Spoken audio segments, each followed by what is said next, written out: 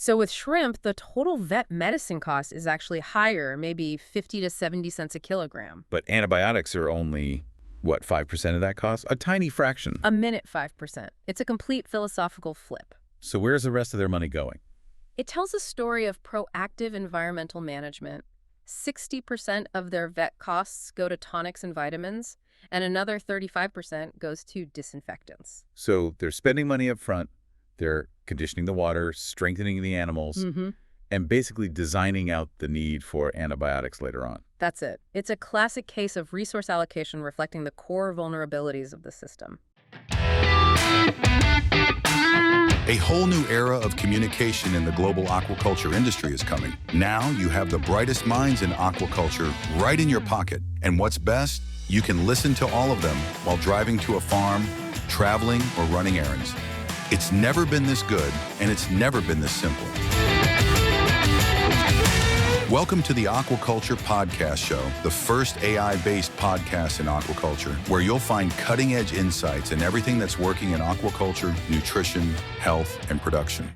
Inspired by the 2021 article titled Antibiotics Use in Fish and Shrimp Farms in Vietnam by Quynh Huong et al. Okay, let's really dive in here. We're looking at a critical deep dive today, all about the mechanics of antimicrobial usage in the Vietnamese aquaculture sector. Exactly. And this isn't just a numbers game. We're dissecting the real operational differences between intensive and extensive cultivation. We're drawing our insights from that really rigorous 2021 survey by Quynh Huong and their team. And this is fundamental. For anyone developing health strategies, understanding practitioner behavior is key to mitigating antimicrobial resistance risks while, still keeping output high. So the study scope was massive. We're talking 360 fish and 360 shrimp farms across all of Vietnam. And just to clarify, when we say extensive, we mean low inputs, more natural conditions. Intensive is the opposite. High density, tightly controlled systems. Why Genetics turns podcast airtime into brand authority. We don't sell ads, we elevate voices. Curious how far your voice can go to become a reference in the industry and attract more leads? Scan the QR code and discover how we can turn your expertise into unmatched brand authority. Let's transform expertise into influence, starting now. Let's get right to the headline number, the prevalence. There's a huge split. A massive one. Antimicrobial use was found in nearly 2/3 of the fish farms, 64%. Right. But only in about a quarter of shrimp farms, just 24%. And that difference is a strategic flashing light. It tells us something is fundamentally different about the disease pressures or maybe just the prophylactic norms in those environments. The data really backs that up. The researchers found that the odds of using antibiotics in an intensive fish farm were 5.2 times higher than in an extensive one. That's a staggering number. It tells you that intensification directly drives the need for these health management interventions. You push the biology, you have to be ready to intervene. So moving on to what they were actually using, the range of drugs in the finfish sector is pretty remarkable. It is. They identified 11 different antibiotic classes, which is a huge toolkit. The most common were things like phenocols and tetracyclines. But in the shrimp sector, the approach seems much more focused. Far more narrow, yes. Only 6 antibiotic classes, and tetracyclines were the overwhelming favorite there. And what was the reason for use? Was it for treatment or prevention? Overwhelmingly for treatment. I mean, we're talking 88% in fish and 83% in shrimp. It's reactive. Okay, and importantly, no one reported using antibiotics for growth promotion, which aligns with the ban. That's a good sign, a regulatory win. But there was a serious operational issue they uncovered. The banned substances. Exactly. A small number of farms were found using compounds that are strictly prohibited in aquaculture. And that's not just a small detail, is it? It points to a major breakdown somewhere. A huge breakdown, either in supply chain monitoring, traceability, or just enforcement on the ground. It's a serious biosecurity risk. Absolutely. Okay, let's pivot now to what I think is the core strategic difference here, the economics. The money. This is where it gets really illuminating. In finfish production, the total vet med cost is pretty low, maybe 20 to 40 cents per kilogram. But, and this is the key point, antibiotics make up 60% of that cost. 60%, yes. So are we saying that the entire financial health strategy for fish producers is basically geared toward direct antibiotic intervention? That is precisely what the financial data suggests. It's a strategy weighted toward treating acute disease, not preventing it. Okay, now contrast that with shrimp. So with shrimp, the total vet medicine cost is actually higher, maybe 50 to 70 cents a kilogram. But antibiotics are only, what, 5% of that cost? A tiny fraction. A minute 5%. It's a complete philosophical flip. So where's the rest of their money going? It tells a story of proactive environmental management.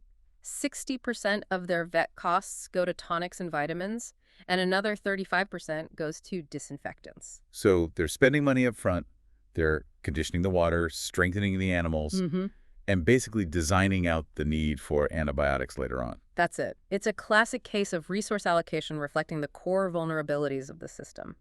Shrimp are sensitive to water quality, so they invest in water quality. Let's shift to the human side of this. Yeah. Management practices, consultation. Right. So a good number of farmers, around 70% for fish and 50% for shrimp, did use some kind of professional consultation. But the quality of that consultation is what matters. It really does.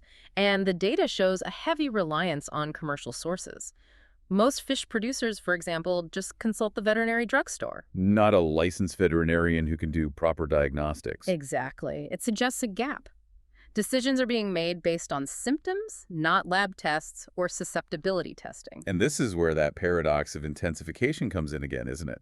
It is, because while the intensive systems use more antimicrobials, they also show significantly better management rigor. The numbers are powerful.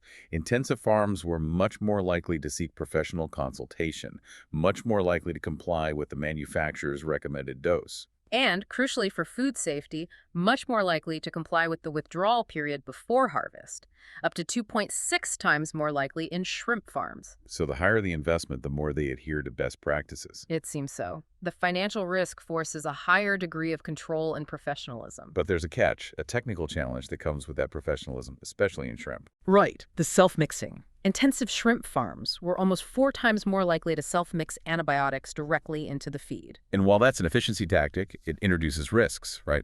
Residue uniformity. Huge risks. It complicates control over the final active dose. And we also see them more likely to combine 2 different antibiotics for a treatment, which just adds another layer of complexity. So if we synthesize all this, the big takeaway is a paradox. It really is. Intensive systems use more antimicrobials, yes.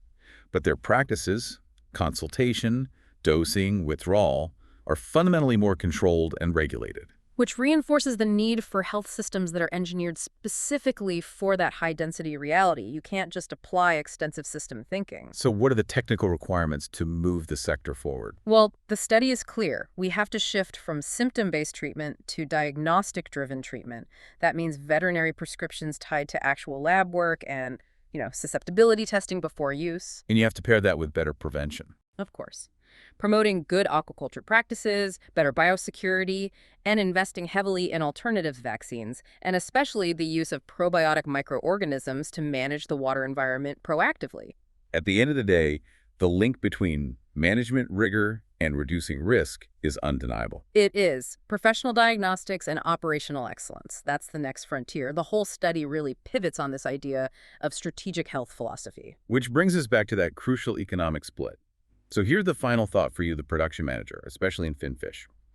Given how much shrimp producers invest in proactive environmental controls, tonics, disinfectants, how can the finfish industry reallocate its own resources to do the same? How can you functionally displace that deep reliance on antibiotics by investing in the environment instead? If you enjoyed this episode, make sure to follow the Aquaculture Podcast Show on your favorite platform. And don't forget to follow us on LinkedIn, Instagram, and Facebook to stay updated on the latest episodes and industry insights. Thanks for tuning in, and we'll catch you next time.